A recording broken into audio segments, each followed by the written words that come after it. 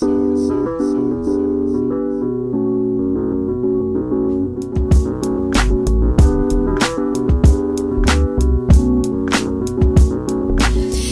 a continuar con las mesas de trabajo y el programa de la Feria de las Humanidades, y en este momento tocará la mesa Migración, Violencia y Educación. Comenzará Miriam Yolanda Arriaga Tapia. Ella es licenciada en Psicología, egresada de la Maestría en Psicología de la Salud de la Universidad de Guadalajara, profesora de tiempo completo en la misma institución, en nuestra misma institución. Actualmente es estudiante del doctorado en Educación y Psicología de la Universidad de Oviedo, España. Se ha enfocado en el estudio de las redes de apoyo en situaciones de vulnerabilidad en jóvenes, particularmente de violencia de pareja, y actualmente colabora en el cuerpo académico de estudios psicosociales, salud, género y comunidad del Centro Universitario del Norte, para quien pido un fuerte aplauso.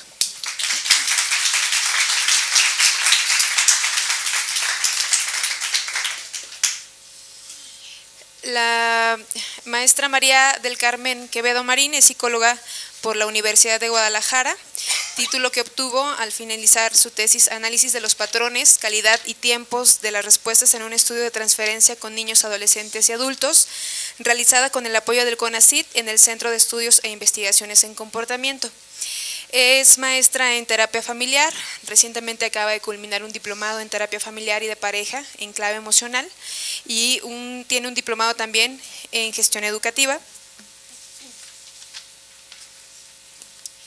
Actualmente se desempeña como coordinadora de programas docentes, es profesora de tiempo completo, adscrita al Departamento de Humanidades, Artes y Culturas Extranjeras de este centro universitario. Fue coordinadora de las licenciaturas en Psicología y Humanidades de 2012 a 2016, realiza intervención en psicoterapia individual de pareja y familiar en el ámbito privado desde 2000 a la fecha. Es miembro del Comité Curricular para la creación de la Maestría en Innovación de Ambientes de Aprendizajes Inclusivos, también miembro del Comité Curricular para la implementación de la Licenciatura en Videojuegos y Realidad Virtual, y miembro del Comité de Expertos para la creación de la Licenciatura en Lenguas y Culturas Extranjeras, con orientación en inglés, alemán, japonés y francés. Fue responsable en el piloto de Urgen de Vogue en 2014, aquí en este centro universitario, en colaboración con el Banco Mundial. Ha participado en el rediseño curricular de la licenciatura en Psicología durante el periodo comprendido de 2011 a 2014 y es miembro titular del Consejo Técnico de las Coordinaciones de Programas Docentes de la Licenciatura y Técnico Superior Universitario de la Red Universitaria de Jalisco a partir de 2014 y hasta este año, para quien también pido un fuerte aplauso.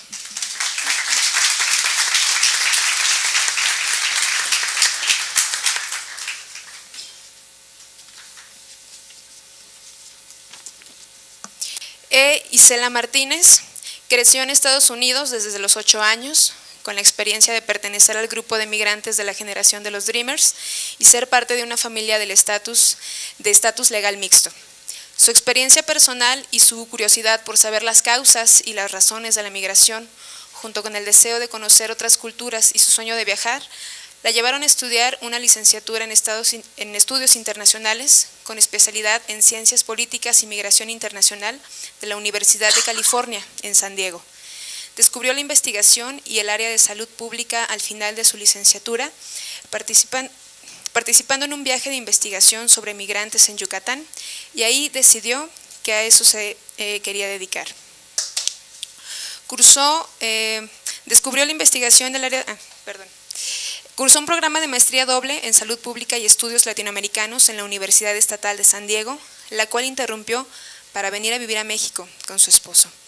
Ella busca terminar la maestría y en su momento cursar un doctorado para llevar a cabo sus propios proyectos de investigación relacionados con los temas que más le apasionan: la migración y la salud pública, en específico la salud sexual y reproductiva de la mujer. Ha participado en varios estudios binacionales con poblaciones vulnerables, tales como migrantes, jóvenes hijos de migrantes y también trabajadoras sexuales en la frontera Tijuana-San Diego.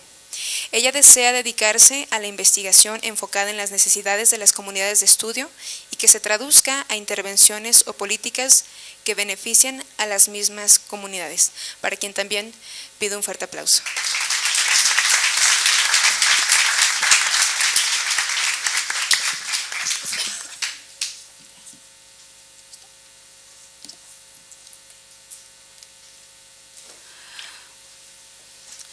Me voy a parar. Buenas tardes a todos, agradezco a la maestra Gabriela la invitación y pues voy a empezar con el tema en cuestión porque es algo extenso. El tema inicialmente, la idea era presentar la caracterización del proceso migratorio de estudiantes universitarios provenientes de comunidades originarias del norte de Jalisco. Voy a ser honesta con ustedes, ese tema no es precisamente mío, es el tema de uno de mis alumnos de licenciatura, es una tesis de pregrado que se está desarrollando apenas.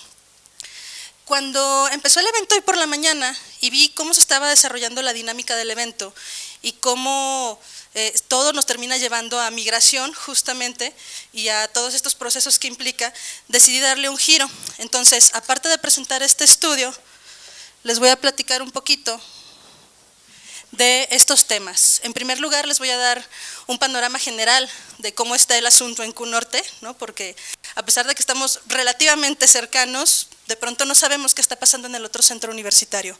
Después les voy a hablar de un estudio de violencia en el ambiente universitario, luego de las estrategias de afrontamiento en estudiantes wixárikas y después, ahora sí, por fin, de la caracterización del proceso migratorio de estudiantes universitarios. Por favor. Entonces, empezando con el contexto sociocultural, les cuento que Q-Norte está en un municipio que se llama Colotlán, en los deditos geográficos de Jalisco, ¿sí? Y está en el 025, o sea, en el municipio verde. Esto de aquí. Para llegar a Colotlán, desde Guadalajara, se hace un camino más o menos de 4 o 5 horas en camión y de Zacatecas 2 horas, para llegar aquí a Q-Lagos pues más o menos 7 por las escalas y demás. Entonces, Q-Norte, Colotlán, está más colindando con Zacatecas y en convivencia con las universidades de Zacatecas que con las sedes de la Universidad de Guadalajara. Le damos a la siguiente, por favor. Por la misma situación de este aislamiento geográfico, hay un rezago importante en la zona, ahorita les platicaré por qué. En toda esta zona del norte tenemos varias comunidades de pueblos originarios que la mayoría ubicarán como huicholes. Para los wixárikas o wixárikas, cualquiera de las dos está bien pronunciada, no es muy agradable que se les llame huichol, es un término que incluso les resulta despectivo, ¿sí? Todos conocerán más o menos su traje típico y pues a grandes rasgos tienen una mitología muy arraigada al venado azul, que si alcanzamos pues les contaré un poco, Estas poblaciones han sido desplazadas de manera continua por el gobierno de Jalisco y de Nayarit, incluso de Zacatecas, por cuestiones de terreno y de narcotráfico. El escudo de Q-Norte o el logotipo de Q-Norte, que es este que tenemos aquí, representa el ojo del dios Siculi. Su forma es circular porque representa la integración académica, cultural e inclusión social, y los picos de este logo hablan de la rosa de los vientos. El centro universitario fue formado hace ya casi 19 años, estamos de aniversario y de fiesta, tenemos varios eventos, y pues ha intentado eso, incluir a la población wixárika, ser inclusivo y tener una perspectiva intercultural. Sin embargo, hay dificultades. ¿Por qué? Porque así como la población universitaria de cada sede se enfrenta a ciertos problemas, la población wixárika también.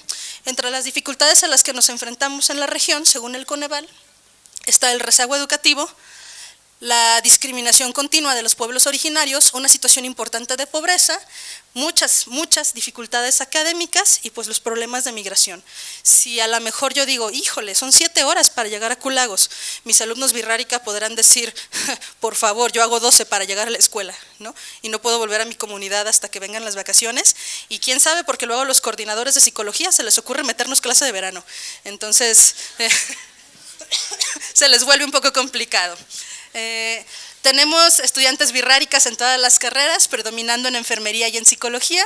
El total de la población wixárika es el 6% en el centro universitario. Entonces, como les decía, ustedes lo saben mejor que yo, ustedes son más estudiantes que yo en este momento. Los estudiantes universitarios se presentan a diferentes dificultades, entre ellas demandas externas, economía, alimentación, transporte, renta y otros, desgaste biopsicosocial, porque una carrera universitaria implica cierto grado de desgaste biopsicosocial, ¿verdad? Gracias. Y pues tienen que hacer uso de diversas estrategias de afrontamiento para lidiar con esto. Cuando no tienen unas buenas estrategias de afrontamiento como estudiantes, ¿qué pasa? Vienen las dificultades en el aprendizaje, ¿sí? Que llegan después con sus tutores y dicen, ay, es que siento que leo y no aprendo. ¿Sí? Hay un bajo rendimiento académico y hay altos índices de deserción. Entonces todo esto va a generar un contexto desfavorable y va a aumentar el riesgo de deserción de la carrera. Yo llegué a CUNORTE, ¿para qué voy con todo esto? Yo llegué a CUNORTE hace 2 años, ¿no? Vemos estas circunstancias y dijimos, bueno, pues vamos haciendo un diagnóstico de qué está pasando en CUNORTE. Como mi línea de investigación principalmente es salud y violencia, dije, pues vamos a darle por violencia, ¿no? ¿A la siguiente? Y aquí vamos al estudio 1.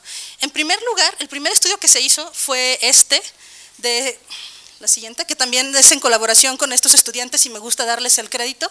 Se trabajó con el constructo de la violencia en estudiantes universitarios. La pregunta de investigación fue, ¿cómo se estructura el constructo semántico que tienen los alumnos de la licenciatura en psicología respecto a los términos violencia y violencia en CUNORTE? Esta es una técnica cual y cuantitativa. ¿Sí? Los objetivos pues era identificar la percepción y constructo semántico de los términos anteriormente mencionados y determinar algunos elementos distintivos de lo que identificaban los estudiantes como violencia dentro del centro universitario. Perdón. Para esto pues hicimos una investigación transversal con un muestreo no probabilístico intencionado, no les voy a dar demasiados detalles, pero se hizo con 200 alumnos. El procedimiento, en términos muy simples, se llegó con cada uno de los estudiantes y en 5 papelitos se les pidió que escribieran 5 palabras o conjuntos de palabras pequeños que asociaran con violencia y con violencia en CUNORTE, ¿sí? Una vez que estuvieran los 5 papelitos con un constructo, con un concepto, con un término, se iban a ordenar, se iban a jerarquizar del 1 al 5, siendo el 1 de más peso, siendo el 5 de menos peso. Y a esto se le llama técnica de redes semánticas naturales modificadas de Isabel Reyes Lagunes de la UNAM. Estas cosas que no suenan tan pesadas sirven para hacer una tesis por si les interesa, ¿no? La siguiente. Entonces, no se alcanza a ver, pero todas esas palabritas nos las asociaron con la violencia, con violencia es, y pusieron todas esas. La siguiente, por favor. El otro es violencia en CUNORTE, pusieron todas esas, no se las voy a leer porque en la siguiente imagen viene qué es lo que decía. Una vez que identificamos todas las palabras que se vinculan con lo que es la violencia, nos dimos cuenta de que para los alumnos de licenciatura en psicología, la violencia es principalmente golpes, agresión, maltrato verbal, gritos, discriminación, y ahí empieza, ¿no?, el brinco de discriminación. Violencia física, abuso, violencia psicológica, dolor, humillación y acoso. Este gráfico, esta pequeña red, ¿no?, nos habla de que las palabras que están más cercanas al centro son las que más definen o las que más caracterizan el constructo de la persona. En este caso, en el centro está golpes y la más lejana es acoso. En la gráfica que les dije, no les voy a decir qué dice, había un montón de palabras. Todas las demás que no aparecen justamente porque no tienen un peso semántico, ¿sí? Entonces, como estaban numeradas del 1 al 5, no tienen tanto peso como otras.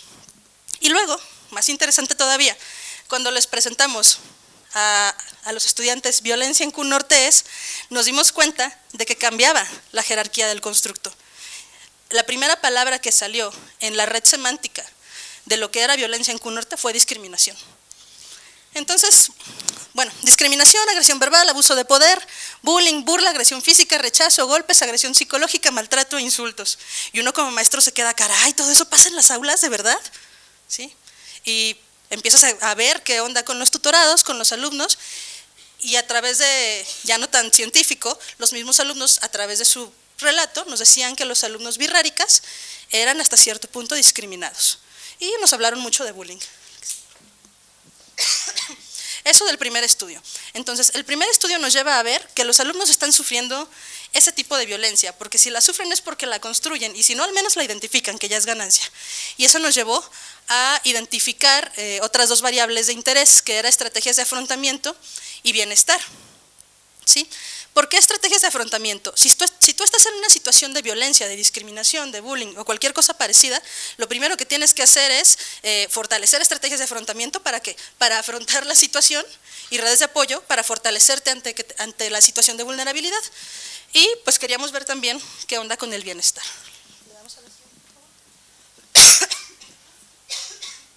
Entonces, el equipo de investigación empezó a trabajar con afrontamiento.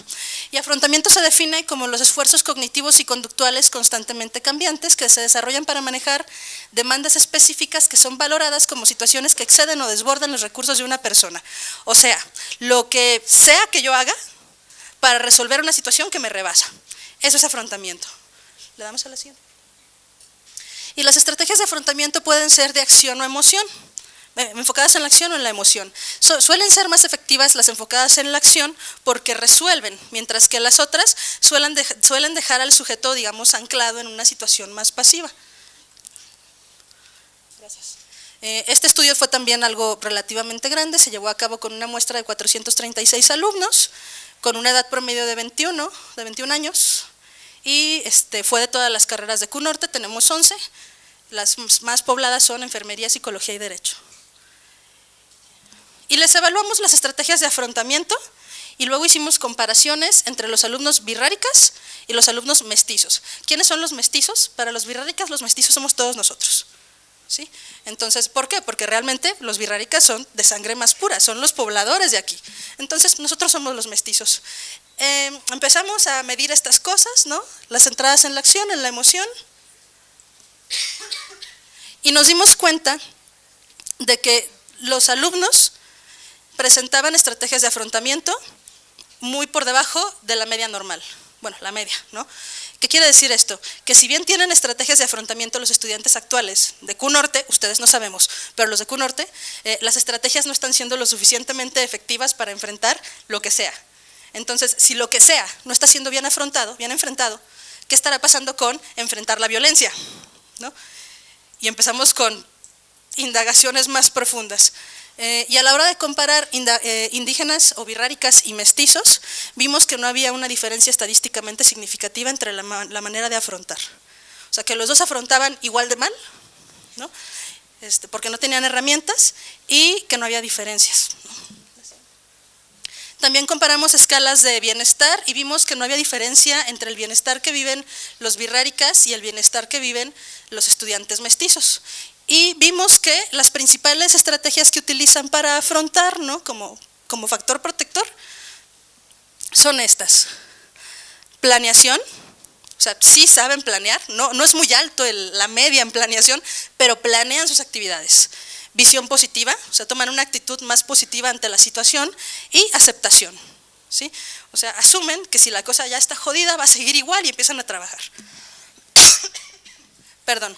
Y en cuanto a las estrategias pasivas, tenemos que utilizan muchísimo el uso de sustancias, ¿sí? De seguro aquí no saben de eso. La renuncia o distancia emocional, o sea, si no lo veo no existe, ¿no? Si no veo la tarea del profe no existe, si no entro a la plataforma no existe la tarea. Y la autoculpa. La autoculpa es mi favorita de las pasivas, porque luego los estudiantes tienden a decir, ay, es que me siento tan mal porque no he hecho nada, y luego en el WhatsApp le preguntan al compañero, ¿y tú cómo vas? Mal. Ah, yo también, y ya se sienten menos peor, ¿no? Pero siguen como culpándose de no haber trabajado. Entonces, este tipo de estrategias son las que están utilizando los estudiantes de QNorte. Y dijimos, caray, son las menos efectivas de las pasivas, y bueno, está rescatable en las activas el asunto, ¿no?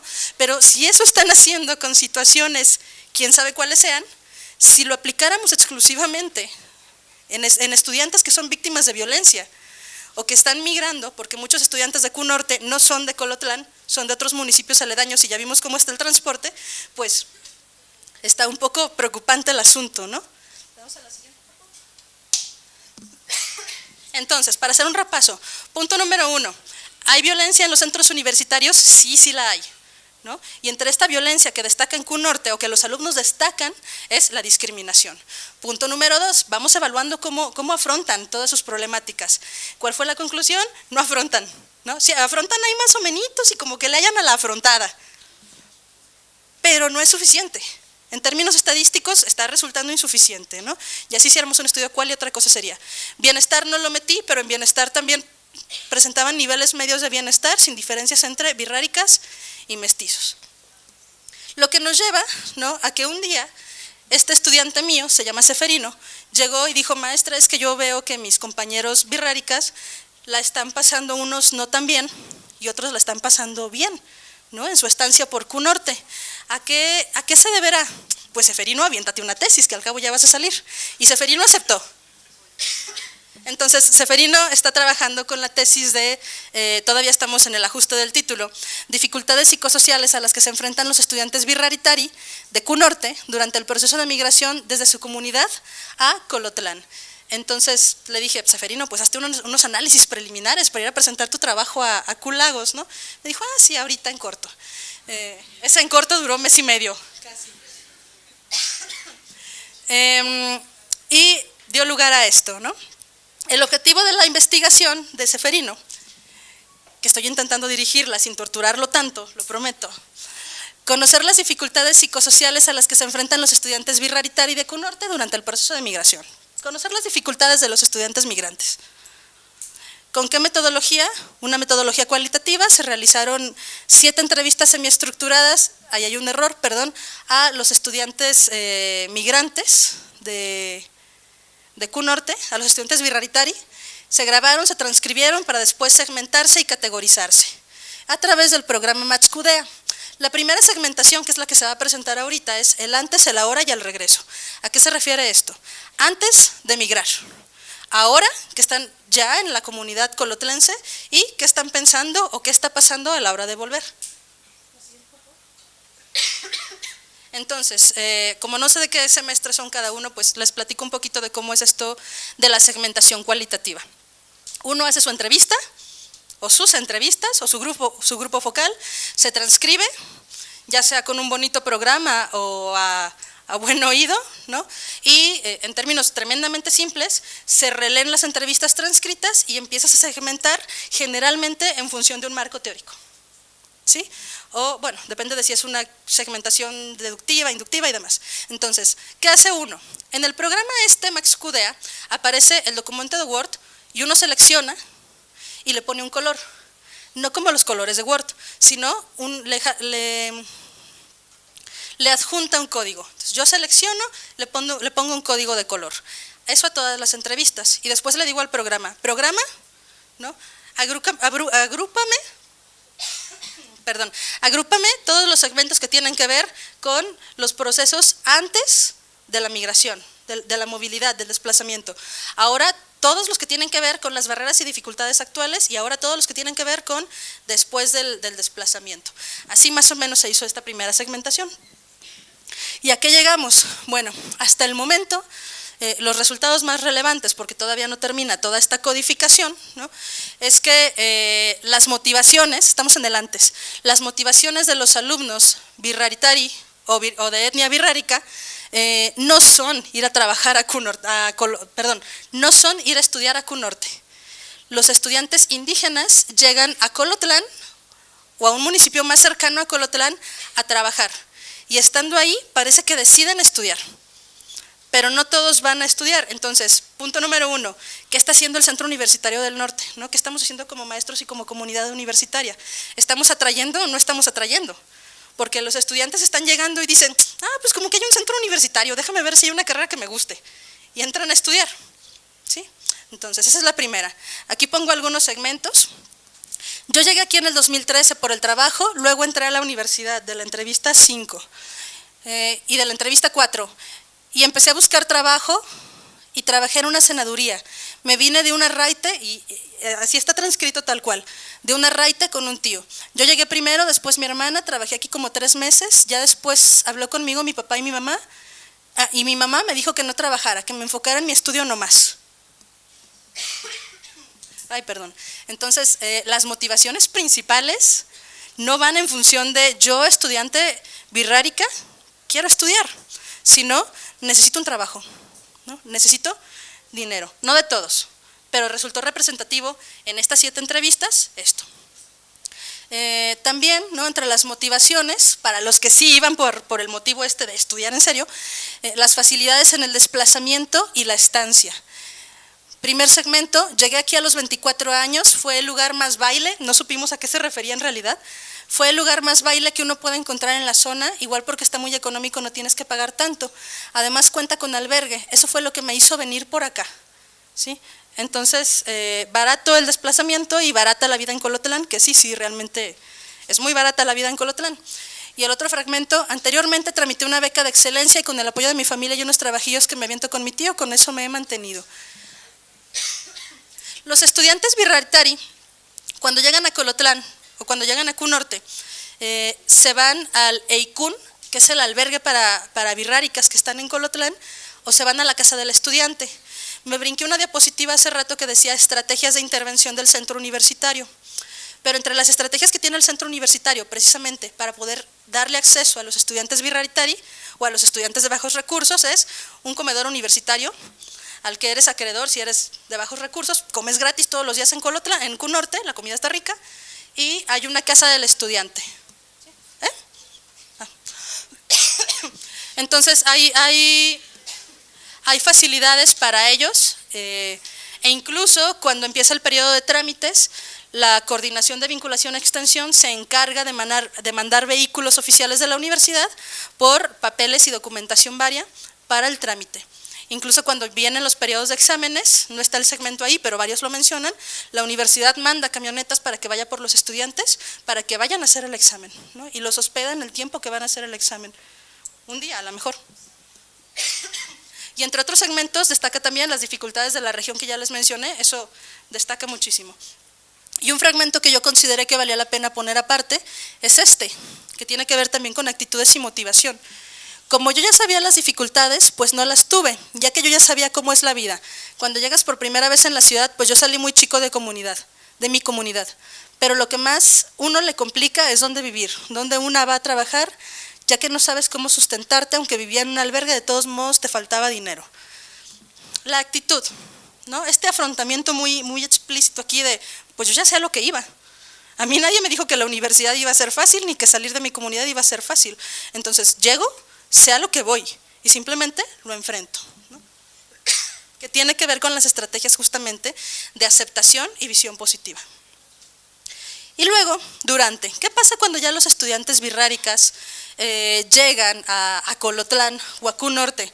Pues hay 2 dificultades que refieren con mayor énfasis.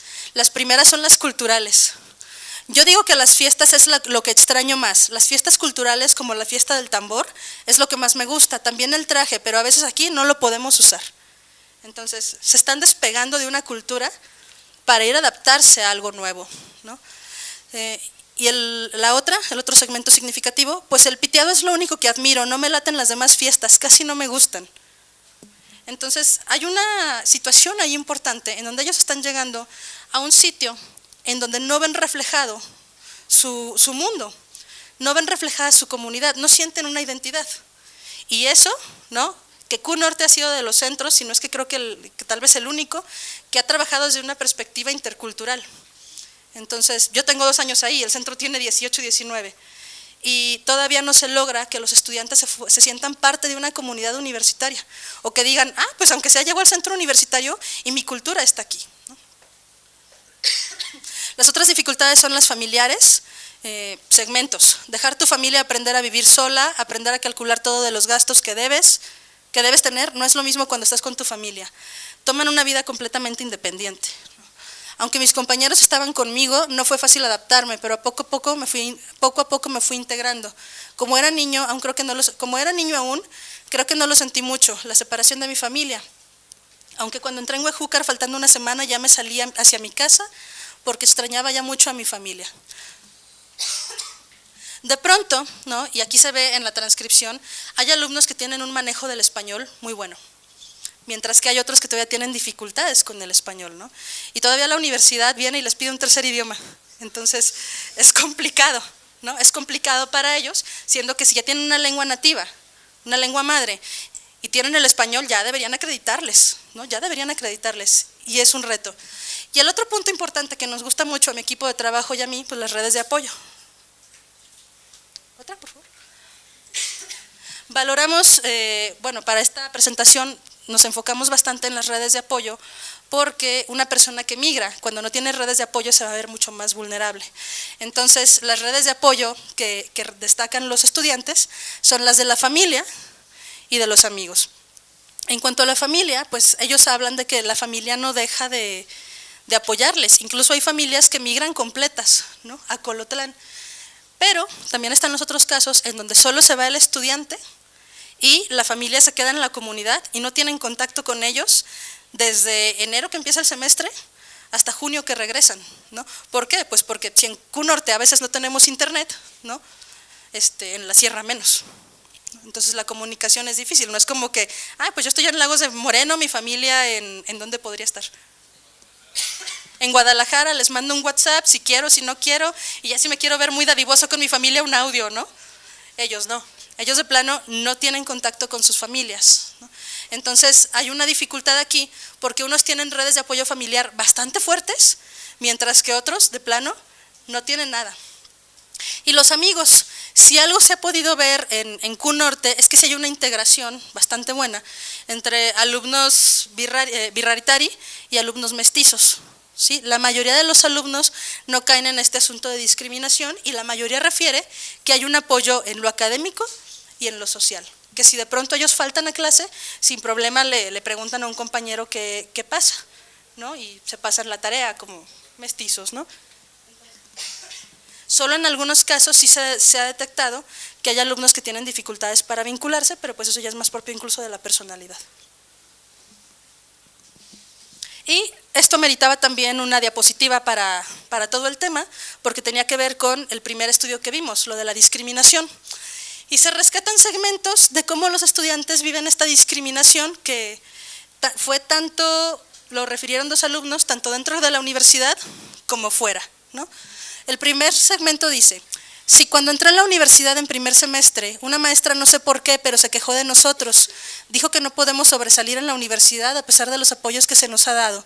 Se refirió a nosotros como pueblos originarios, nomás yo lo escuché y no dije nada. Entonces, pues es una conducta de discriminación. Una vez me pasó, iba a realizar un intercambio de universidad, no sé cómo, pero como que se le dio preferencia a otros compañeros que tenían menos calificación que yo. Esta vez me sentí discriminado. Yo quería irme a un intercambio fuera del país. Sí, realmente tienen muchos apoyos, tanto federales como estatales, como de la universidad, como de todo. Sin embargo, siguen percibiendo una diferencia importante. Y la última, esta fue fuera de Q-Norte. Dijeron, mira, esa huichola trae pantalones. Yo seguí caminando, no le hice caso. Otra vez encontré en el tianguis a unas señoras, yo estaba comprando mis verduras de repente a mis espaldas, una señora dice, pinches huicholes, los que llegan aquí traen pantalones, ya se creen más que nosotros. Entonces, pues está difícil enfrentarse a esta situación, ¿no? Yo creo que si ustedes fueran a cualquier otro país y les dijeran, este pinche mexicano cree que con su dinero lo vamos a atender en nuestro país primermundista, les generaría un conflicto, ¿no creen?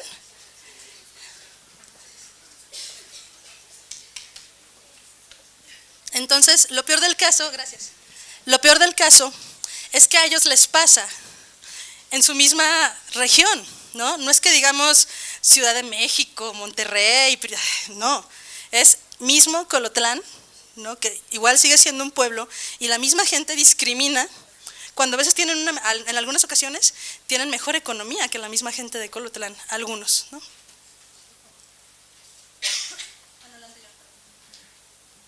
Y bueno, en cuanto al retorno, ¿qué pasa cuando los estudiantes ya están por regresar a su comunidad?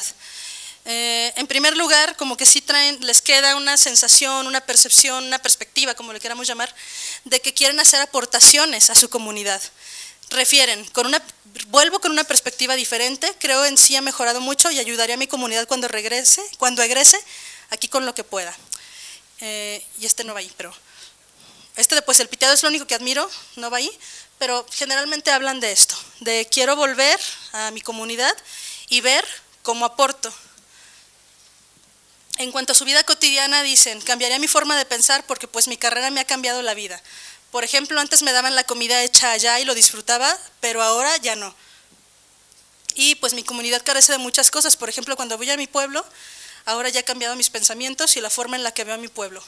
Bueno, sí, quieren hacer aportaciones, pero incluso volver a su comunidad es como que ya no cuadro tanto. Ya no cuadro con la comida, ya no cuadro con la forma de pensar, ya soy distinto.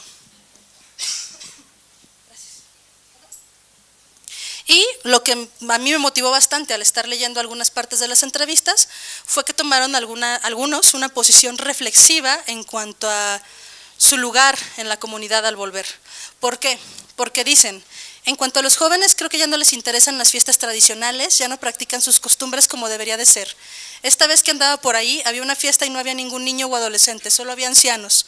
Porque yo me acuerdo antes cuando había fiestas, había muchos niños en las fiestas tradicionales. Entonces se dan cuenta de que su cultura, sus costumbres, se están perdiendo. Muchos jóvenes vienen a estudiar según para ayudar a su comunidad, pero la verdad es que no encontramos fuentes de empleo a la comunidad. ¿Por qué? No van a encontrar empleo en su comunidad en la mayoría de los casos. Y por último, yo no lo miro igual, lo veo con falta de información, con falta de jóvenes más preparados para compartir los conocimientos que uno tiene. Entonces, ¿qué pasa con este proceso del antes, durante y el retorno? Pues pasa que están teniendo complicaciones, ¿no? Que son más de corte macrosocial. No podemos lidiar todo el tiempo como psicólogos contra la pobreza, pero sí podemos aportar, tenemos bastante que hacer. Podemos decir también que las instituciones de educación superior, ¿no?, al hablar de políticas de inclusión e interculturalidad, deben, y entre comillas ahí, blindar a los estudiantes birraritari ante situaciones de posible aculturación. ¿Por qué? Porque si bien las comunidades universitarias deberían ser un lugar para que el estudiante genere una identidad con la institución, que diga yo pertenezco a esta universidad es mía, estos espacios son míos, el pasto en el que voy y me duermo en el receso es mío, no está pasando, ¿no? Los estudiantes birraritari y quién sabe si los mestizos no se están apropiando de los escenarios universitarios, no es como que completamente mío y quedan en una postura de ni soy de allá ni soy de aquí.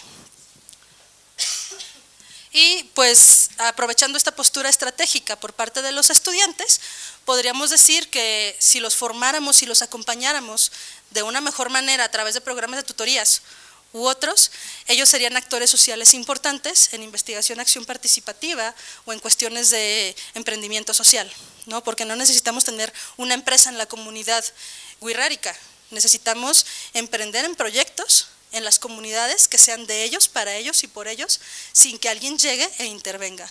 Y la pregunta para finalizar es, ¿estamos formando alumnos que quieren regresar a sus comunidades y preservar su identidad cultural?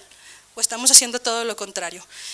Y no solo para los birráricas, sino también para los estudiantes que estudian en Culagos y no son de Lagos, ¿no? O a los que estudian en Guadalajara y no son de Guadalajara, o los que estudian en Cuballes y no son de Cuballes. ¿Qué estamos formando? Estamos formando gente que quiere volver a la comunidad, valorar su comunidad, potenciar su comunidad, o que dicen yo me quiero ir del país a Canadá porque ya está bien padre, ¿no? Entonces valdría la pena que nosotros como profesores nos cuestionáramos qué estamos haciendo para darle identidad a los estudiantes, ¿no? Y si vale la pena la identidad que les estamos dando, y como estudiantes cuestionarse qué están haciendo ustedes para apropiarse realmente de esto que es suyo, ¿no? Y pues para potenciar el lugar del que vienen, ¿no? Y pues sería todo de mi parte. Muchas gracias.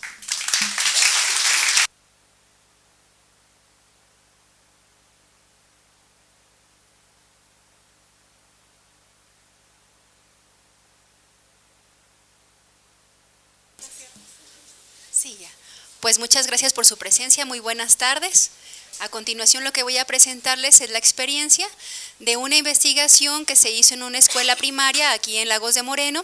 No diré el nombre de la escuela ni la colonia por fines éticos, pero les puedo decir las características de esta escuela.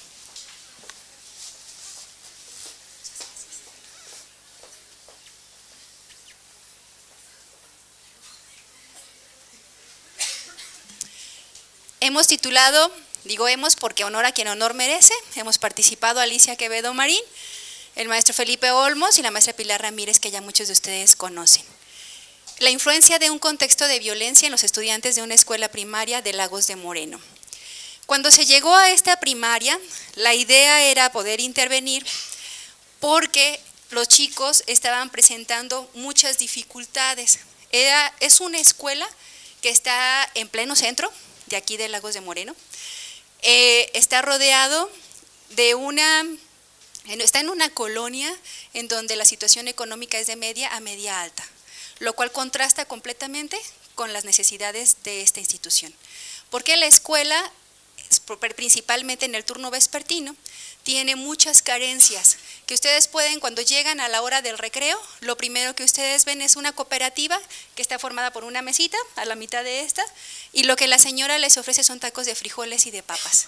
Y muchos de estos niños que están llegando en las tardes van sin comer, llegan de trabajar, porque tienen que trabajar para poder apoyar a la familia.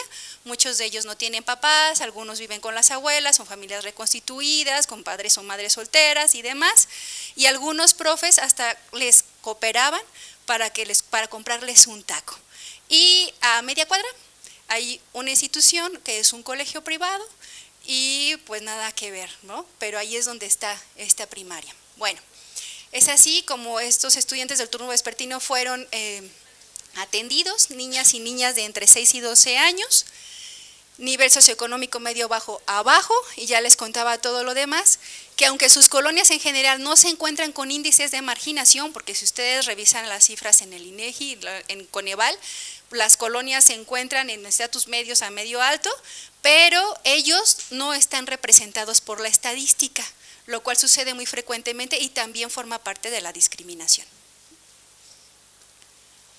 El objetivo fue, primero, la detección de necesidades en la comunidad académica de esta institución, después desarrollar estrategias de intervención con base a los resultados del diagnóstico y finalmente la evaluación de los resultados, que aún estamos trabajando en esta etapa. Se trabajó desde la metodología de investigación-acción participativa y desde el método también del marco lógico. ¿Por qué? Porque esto nos facilitaba el tener congruente, una forma más clara y congruente, lo que es la detección de las necesidades, posteriormente lo que es la intervención y la evaluación de las mismas. Y siempre, al ser investigación-acción participativa, todos los actores de esta comunidad académica formaron parte del proceso, desde el diagnóstico, a estudiantes, profesores, padres de familia, y los niños y las niñas tuvieron un papel primordial, y ahorita ya verán por qué. ¿Qué encontramos? Altos índices de marginación, violencia social, inseguridad y narcotráfico, familias reconstituidas que sufren también de violencia doméstica. Imagínense esta cuestión de la marginación. Los profesores son multigrado, quiere decir que como en esa escuela no sobrepasan los 100 niños, son aproximadamente entre 60 y 70, la Secretaría de Educación Pública no les ofrece un director para su escuela. Entonces, también como son poquitos niños, tampoco les dan más personal. Entonces, cada profesor tiene que atender 2 grupos. Un profesor tiene primero y segundo, otro profesor tercero y cuarto, uno tiene quinto, que es el privilegiado, y el otro profesor que tiene sexto. Y uno de ellos tiene que hacerla de director o de directora sin un salario remunerado por ello. Entonces, bueno, para que vayan ahí imaginándose. Por supuesto que no cuentan con talleres artísticos o de música. Lo que luego les empieza a llegar tiene que ver con la buena voluntad de las personas que cooperan para poder ayudarlos, ¿no? Inseguridad y narcotráfico. Muchos de estos niños, las historias con las que llegaban, contaban cosas como esta. En Navidad, una Navidad pasada, una de las niñas llegó llorando con el profesor y le comenta: maestro, es que no sé qué hacer. Y entonces, pero la niña realmente muy triste, dice: ¿por qué pasó? Lo que pasa es que mi hermano me regaló una bicicleta. Ella siempre había esperado y soñado una bicicleta, pero el hermano que se la regaló la había robado. Entonces ella decía: ¿yo qué tengo que hacer? Si yo sé que está mal robar, porque es lo que nos enseñan en la escuela, ¿cierto?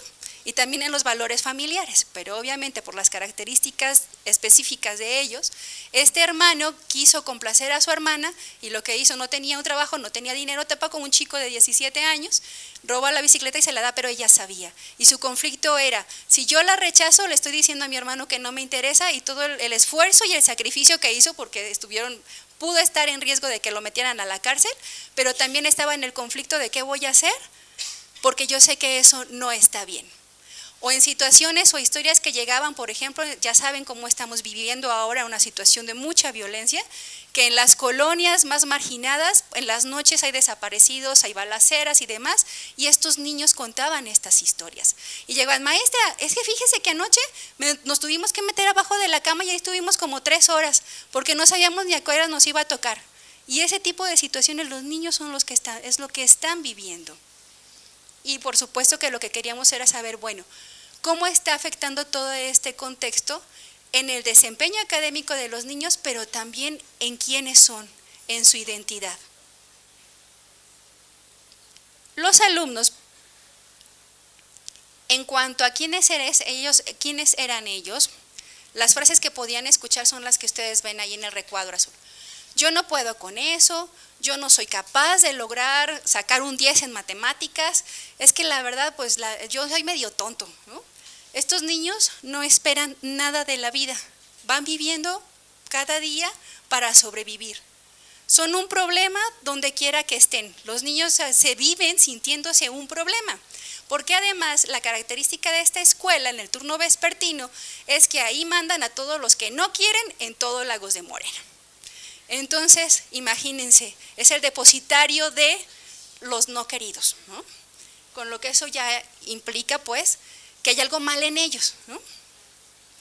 ¿Qué conductas presentan? Pues conductas defensivas, agresivas, impulsivas, las peleas entre ellos, se peleaban mucho, al inicio de este trabajo se peleaban muchísimo entre ellos, que ella me dijo y que tú dijiste y que allá afuera nos arreglamos y demás. Accesos de cólera, llanto incontrolado. Eso ya no pasa con ustedes como universitarios, ¿verdad? Nada. Y era, incluso por parte de los profesores, el tener la visión de están acostumbrados a ser atacados. Pero es que eso no es una idea, es que de verdad están acostumbrados a ser atacados. Por lo tanto, las conductas defensivas pues no son nada locas, ¿verdad? Por su parte, los profesores, ¿cómo lo viven? ¿Saben cuáles son las condiciones de nuestros profesores en nuestro país? Los profesores tienen 2 plazas, también para poder tener un mejor salario. Ellos decían que ahí es el basurero de Lagos, porque ahí les llega así, imagínense, los niños ya son conceptualizados como basura. Una sobrecarga de trabajo, ¿no?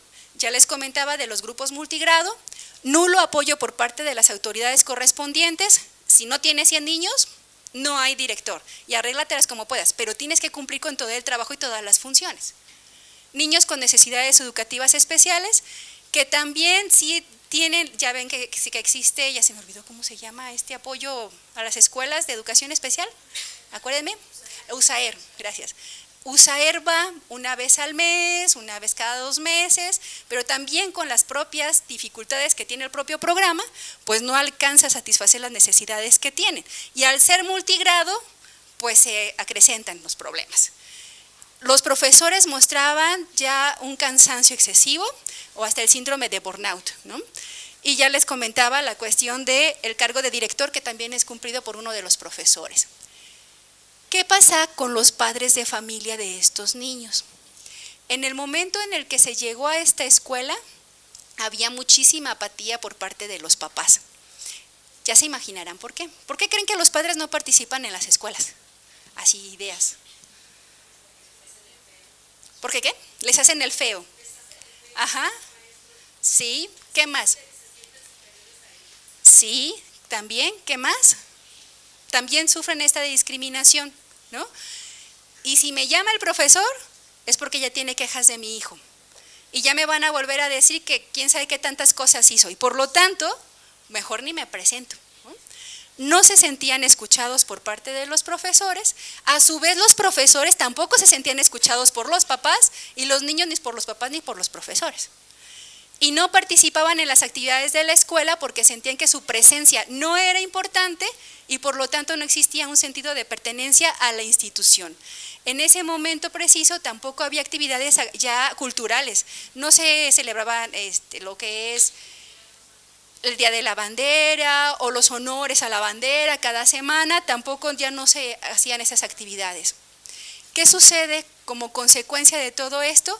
Pues que se va creando un ambiente de desesperanza, que además se transmitía y se retroalimentaba desgastando el tejido social entre los docentes, los estudiantes y los padres de familia, que finalmente era una sola comunidad, pero era como si fueran islas separadas o aparte. Con ello se construyó, me falta la institución educativa, perdón. Esto es algo bien importante. Se han detectado 3 problemas básicos a los que se enfrenta la educación básica en México, y por supuesto que esta escuela no era la excepción. Primero, la cobertura. Existe rezago en esta cobertura de la educación básica, como es en el trabajo infantil, el sector campesino indígena y las zonas urbanas de difícil acceso. Este no es de difícil acceso, ni tampoco es una zona de indígena. Sin embargo, sí hay trabajo infantil y sí tienen un montón de rezago en esta educación. La calidad, bueno, pues a las pruebas en las que ellos participan no les va muy bien. Y la equidad, las diferencias considerables entre la educación que reciben los estudiantes de escuelas públicas y privadas y la zona urbana y rural, indígena y no indígena. Vuelvo a repetir, esta está en una zona urbana, pero tiene muchísimas carencias. Por lo tanto, todo esto que están viendo en este árbol de problemas es lo que los profesores, los niños y los papás llegaron como conclusión en este árbol de problemas. Este era el centro, todos coincidían en que eran niños problemas, los propios niños, papás y profesores. Los papás decían que había falta de responsabilidad y compromiso por parte de los padres, y los padres decían lo mismo de los maestros. Los maestros decían que por parte de los papás había desatención y abandono, y como consecuencia los niños sufrían de mucha soledad. Se detectó que había un liderazgo de dominación y lo que tenían que hacer era vencer al otro para ganar. Es decir, veían a sus otros como un rival a vencer y para sobrevivir tenían que pelear. Ambientes hostiles en lo social, en lo doméstico, incluso había violencia doméstica en varios de las familias, violencia escolar. Amenazas, peleas, agresiones, actitud de defensa con daño a otros y demás. Marginación, falta de recursos, no se cubrían las necesidades básicas, ni siquiera de alimentación. Ausentismo escolar es muy importante, había niños que podían faltar un mes y luego regresaban, otros que faltaban 15 días, nadie se los reportaba y después estaban otra vez ahí, y así concluían como podían los ciclos escolares. Las necesidades educativas especiales presentes, la visión de basurero, porque sí lo compartían, una identidad muy lastimada, obviamente. Imagínense que los consideraran o nos consideran como que somos basura, lo que eso puede impactar en cómo te vives. Sin aspiraciones a un futuro, baja autoestima, por supuesto, ¿verdad? Y menos motivación. Las aspiraciones sin futuro, cuando les preguntábamos a ellos ¿a qué se iban a dedicar cuando fueran grandes? ¿Con qué soñaban ser cuando fueran grandes? Las respuestas son, pues yo creo que albañil como mi papá, o trailero como mi tío, ¿no? Pues quién sabe qué es lo que vaya a hacer, pero algo así se me va a ocurrir. Pero lo que ellos viven en su entorno, por supuesto que es lo que ellos iban visualizando, ¿no? Y por eso consideraban estas actividades. Carga excesiva de demandas fuera de contexto. Esto con los profesores, por ejemplo, ya saben que la queja principal es de que tienen que dedicar demasiado tiempo a llenar papeles, a hacer las planeaciones, pero les queda muy poco tiempo luego entonces para estar en los grupos. No había espacios de comunicación en ese momento, se quedaban como los profesores en su aula, a pesar de que eran muy poquitos, los síntomas del quemado, falta de iniciativa y un discurso dotado de desesperanza. Y lo que había en las raíces de esto, porque esto es lo que ellos van viendo, ¿no? Esto es lo que ellos viven y lo que pudieron ponerle palabras, pero no es algo individual. o no es algo, es que se han perdido los valores en la familia y eso es lo que tiene la culpa. Eso es tan hueco, está tan lleno de entender los contextos, de cómo es que se van construyendo y cómo también son víctimas de ese contexto. Pero lo que en las raíces podemos encontrar es la injusticia social, ¿no? El desequilibrio familiar, claro que también pega muchísimo. Esta cosmovisión de competitividad, que también lo arrastramos nosotros, tienes que ser el mejor, siempre. Porque además se jactan de decir, es que si tú no aspiras a ser el mejor, esa es una actitud mediocre. Lo han escuchado, ¿no? Conformarse con ser el segundo lugar, ¿para qué vas a competir? Es una vergüenza, tienes que ir con todo para tú ganar. Como si en el llegar a la meta y solamente conseguirla, eso fuera lo único valioso. Y entonces tienes que sobrevivir pelear para sobrevivir, ¿no? Las lógicas neoliberalistas, que no ahondaré en ello, pero que yo sé que ustedes ya conocen. Contextos de violencia, un nivel socioeconómico bajo, y la inseguridad no distingue estratos socioeconómicos, pero sí sabemos que cuando más bajo es, más vulnerables están, y eso es una realidad. La cosmovisión de niños indeseados, la violencia naturalizada, porque ni siquiera se alcanza a ver. Ni por aquí les pasaba a los propios profesores que también ellos eran parte de esta discriminación hacia los niños. Entre todos, pues es como se va impregnando esta violencia y no sabemos que no vemos, que es lo más grave, ¿no? Y la burocracia en la educación. ¿Qué se hizo con todo eso? Pero ahorita llego ahí. ¿Cómo impacta entonces este contexto de violencia y de injusticia social en los estudiantes? Laura Loaesa habla de una matriz histórico-cultural. Está muy interesante el artículo, se los puedo recomendar, luego les paso la bibliografía a quien le interese, pero ayuda a entender cómo se conforma la identidad de estos estudiantes. Esta matriz histórico-cultural está formada por tres cosas. Primero, las instituciones, que puede ser la familia, la escuela, la iglesia, etcétera. También tiene que ver con las narrativas públicas, qué es lo que se dice de quiénes somos nosotros, y las prácticas sociales, porque todo discurso tiene sentido en una práctica. Terminamos haciendo, ¿no?, lo que se está hablando. Estos discursos o estas narrativas son los discursos de poder, los que definen qué es lo que está bien y lo que no está bien, quiénes son los que sí valen y los que no valen, quiénes son los niños de los que sí podemos esperar que lleguen a ser triunfadores y de los que son el basurero. Desde ahí ya estamos construyendo una identidad en donde yo no sirvo para nada. Y eso no tiene que ver directamente solo con que es que el niño no se quiere a sí mismo, vamos a darle terapia para que se quiera a sí mismo. No tiene que ver nada con eso. Ayuda sí, pero no es lo único. ¿Sí me van siguiendo? Dan forma, por eso estos discursos de poder dan forma a las identidades y con ello a las prácticas sociales e influyen en el proceso de construcción de ellos. Los niños ni siquiera se imaginaban que fueran capaces de estudiar una licenciatura en ese momento, cuando se trabajó con ellos. No lo ven, ni se les ocurría, no, ¿cómo voy a ser capaz de poder ingresar a una universidad si la verdad pues soy bien vago? O sea, yo no la hago en esta vida. Son discursos de poder internalizados, porque ni siquiera es que a ellos por ósmosis se les haya ocurrido, ¿verdad? Estas narrativas que dan contenido a esta matriz difunden ideas acerca de quiénes somos, como lo decía, y son nociones fundamentalmente negativas.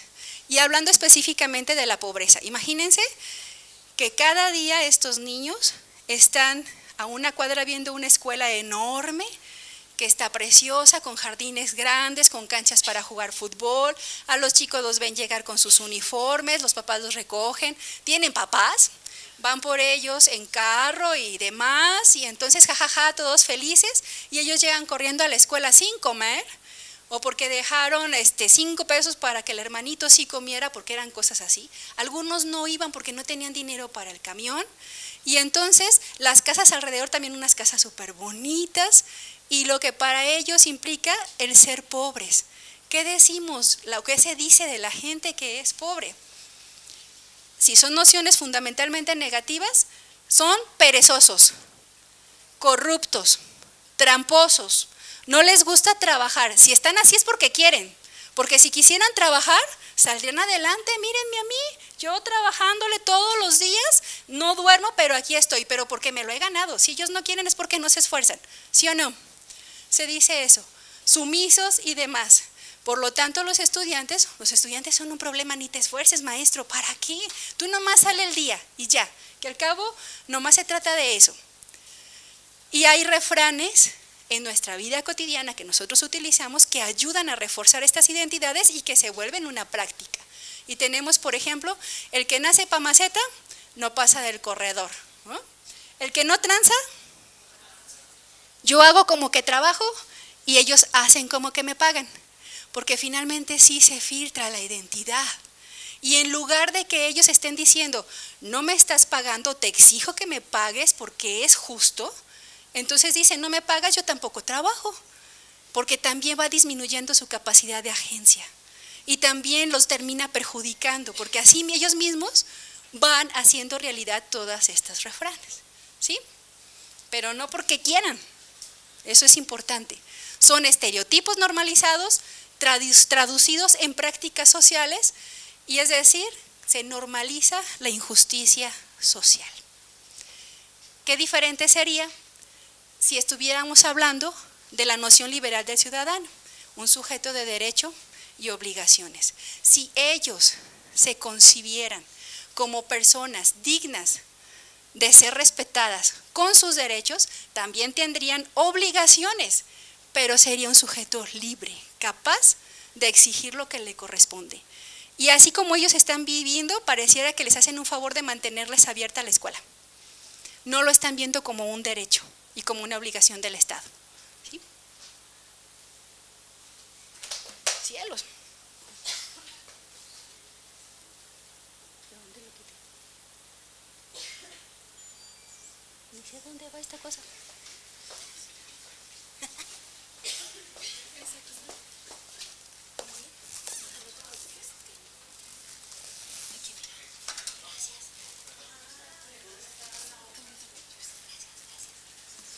Bueno, ¿a qué nos lleva el racismo como práctica social o la discriminación como práctica social? A una posición natural entre comillas, de inferioridad. Y no es nada extraño ver que los niños se concibieran a sí mismos de esta manera. Muchas gracias, Gaby.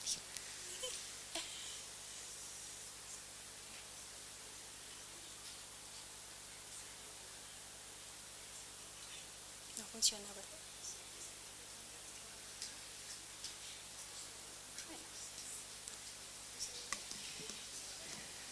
Sí, creo que ya. ¿Recuerdan lo que en el árbol de problemas decían los propios padres y los propios profesores y niños?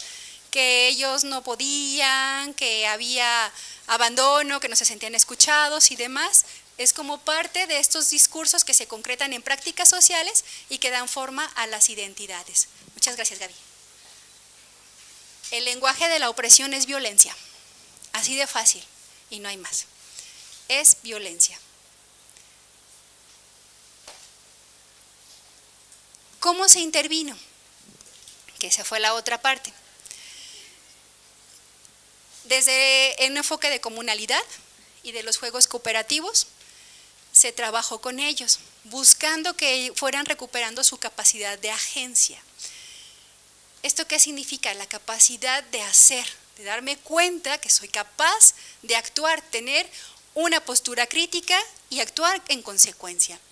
Pero en esta, para también la construcción de la agencia se requiere autorreconocerse, capacidad para hacerse reconocer por los otros, es decir, yo existo y soy importante, y no más soy importante porque existo, nada más por eso.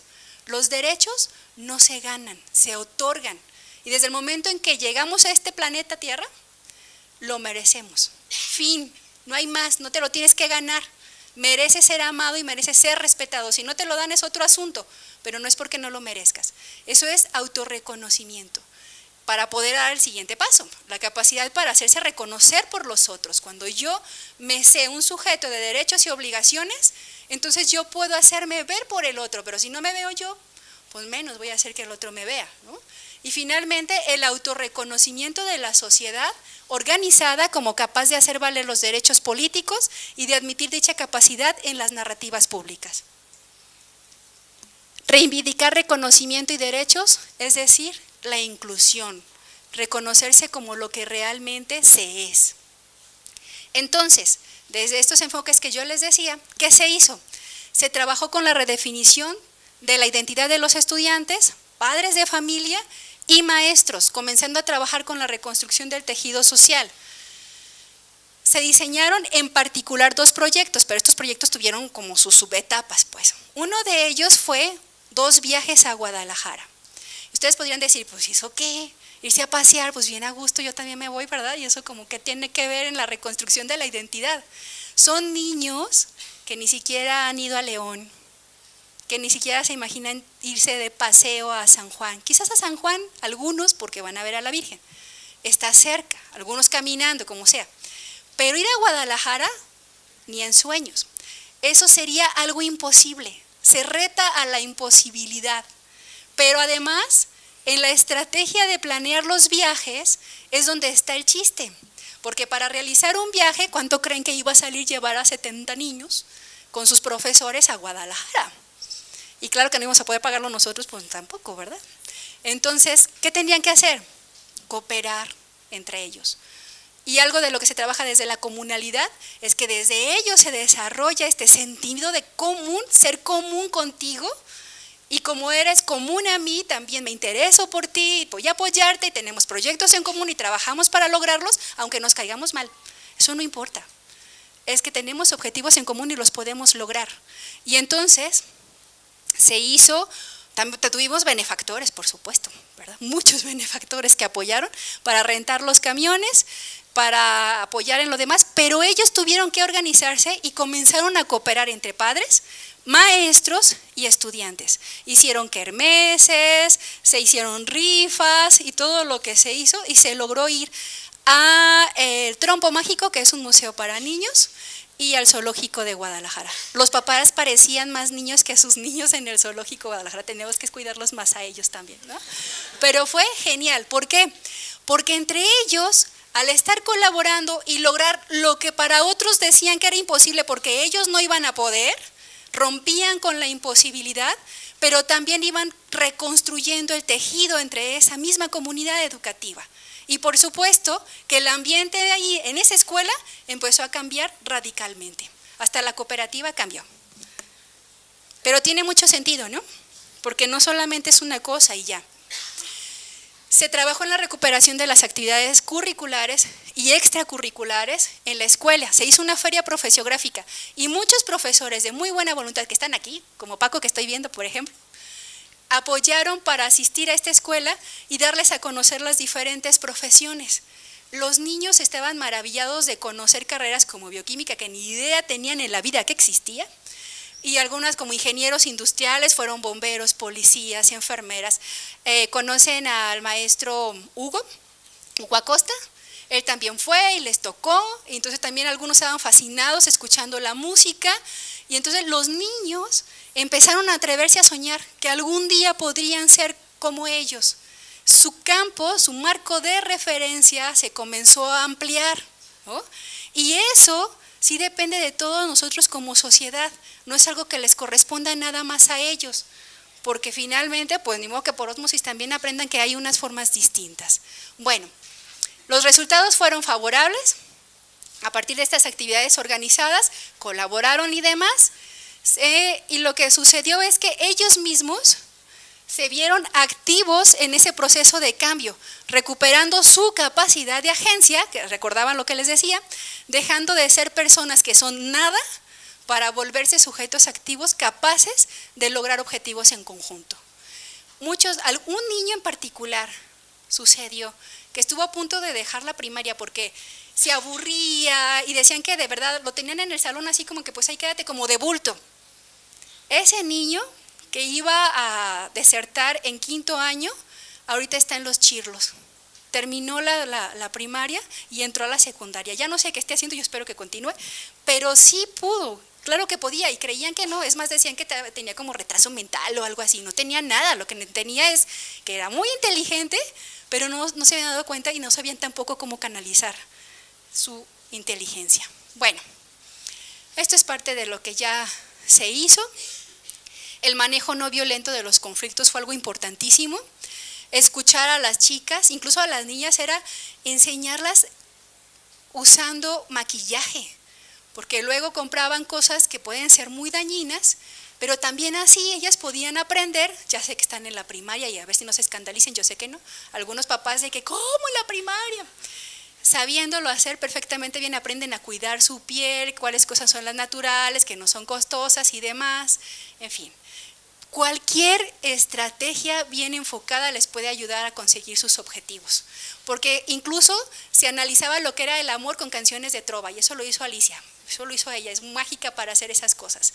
Y entonces tenían una capacidad para analizar las metáforas que se quedarían sorprendidos, y eran capaces de distinguir cómo describía el amor Silvio Rodríguez y cómo lo hacía Maluma, y cómo creen que lo veían.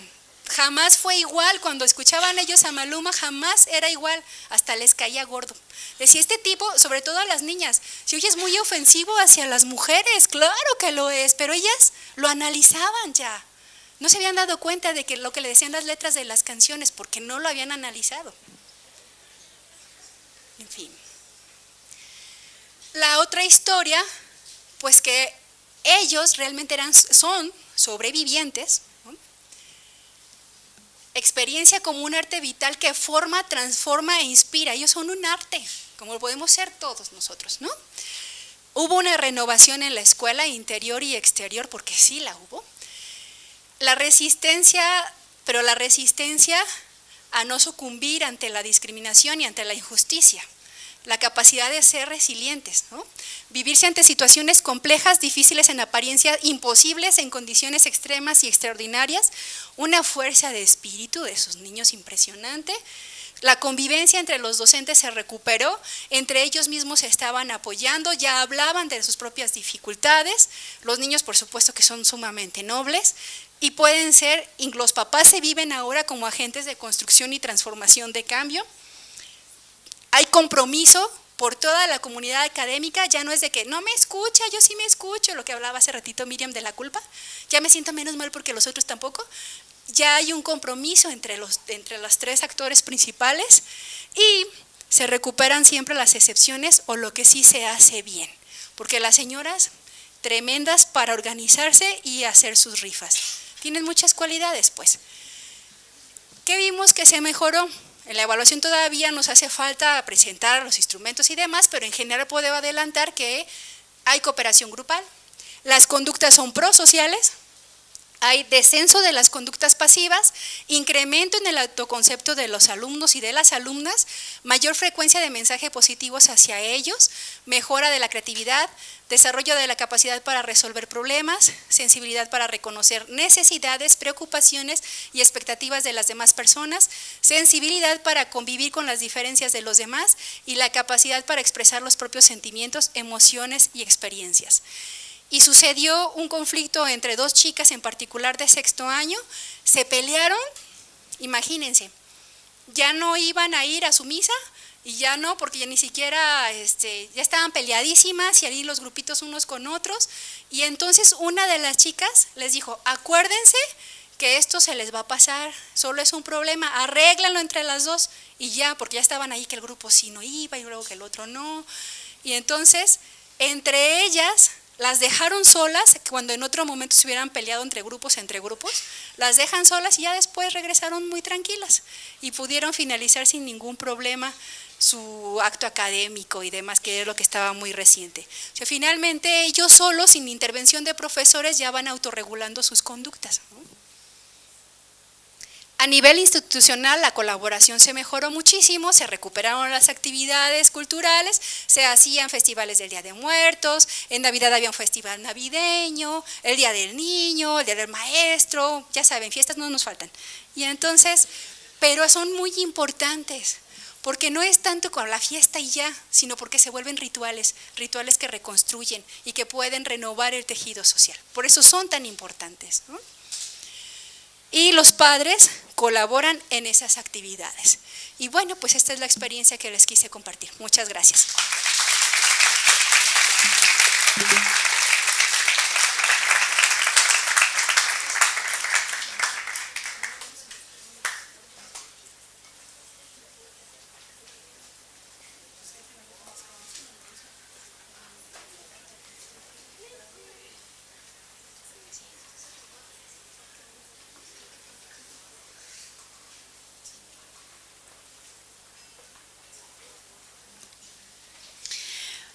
Bueno, mi presentación es un poco como una casi mezcla entre lo que presentaron las maestras Miriam y Carmen, y me da mucho gusto que esté como entre las dos. Es un estudio exploratorio, o sea que no tiene una estructura tal cual como el de las maestras anteriores, porque era nada más, la palabra lo dice, ver qué es lo que estaba pasando en un pueblo de Yucatán, en el cual habíamos hecho un trabajo sobre la migración, que se venía haciendo cada 3 años, se le estaba dando seguimiento, ya que Tuncás, Yucatán, es un pueblito pequeño que está como a 1 hora al este de Mérida, y es una comunidad de migración, y es lo que, si alguien asistió a la plática del doctor Jorge Durán ayer, estaba hablando sobre la historia que tiene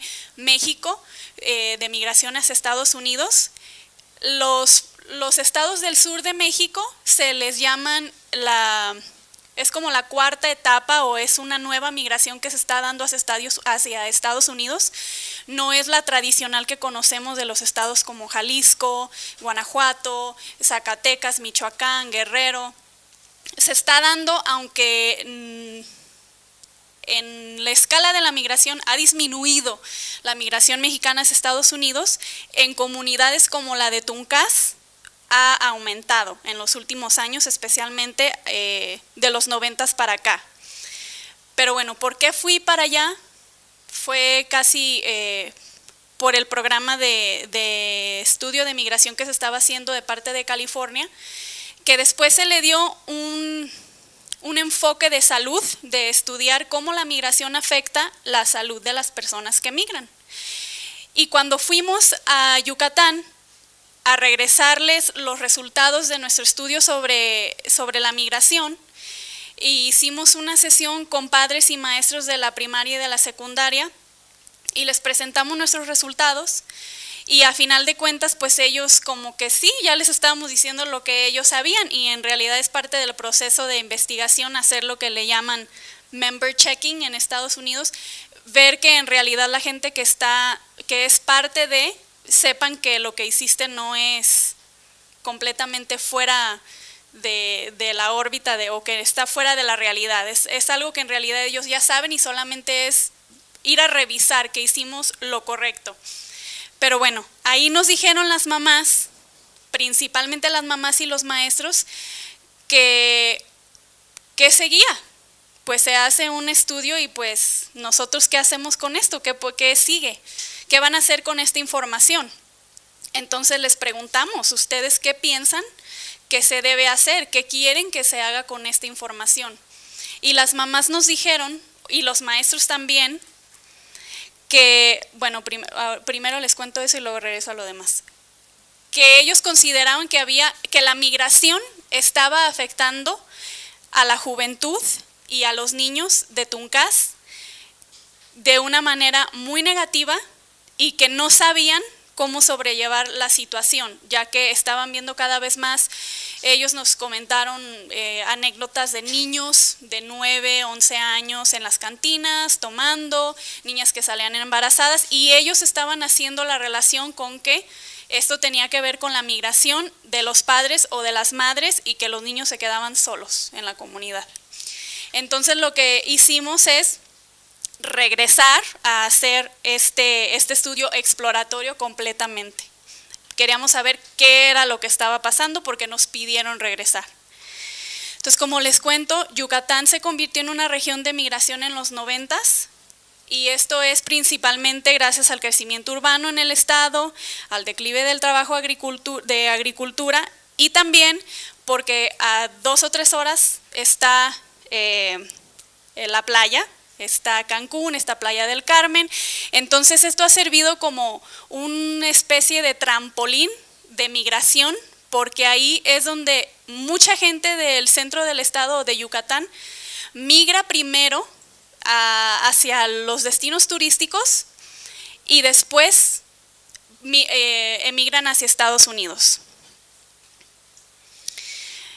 La población de Tuncás, Yucatán, es de 3.464 personas, de acuerdo al INEGI en el 2010, entonces es una comunidad muy pequeña, pero con una experiencia migratoria del 70%.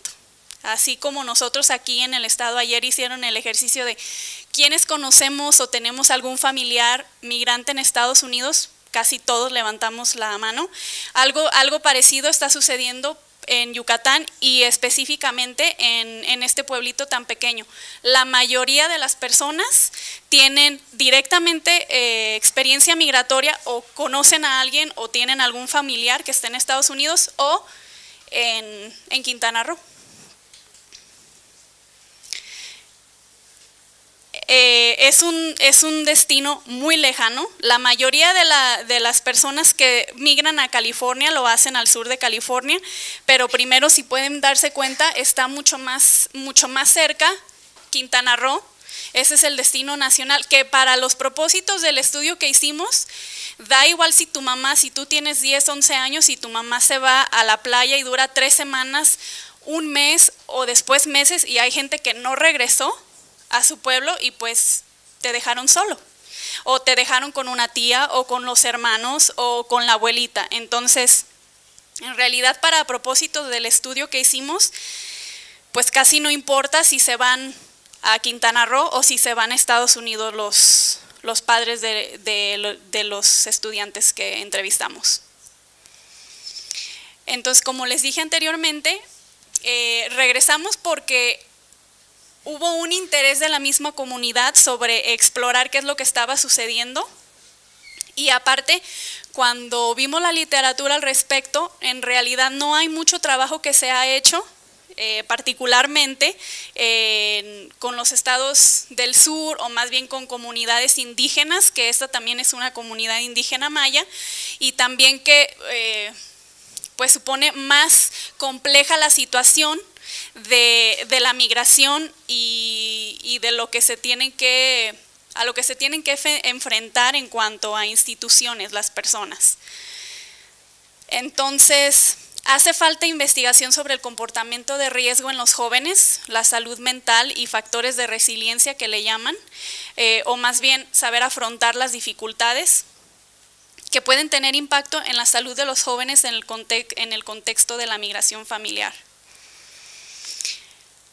Entonces lo que hicimos, por supuesto no fui sola, fui con una epidemióloga, la doctora María Luisa Zúñiga, y con el doctor Pedro Lewin Fisher, que es un antropólogo y tiene años trabajando con las comunidades ahí.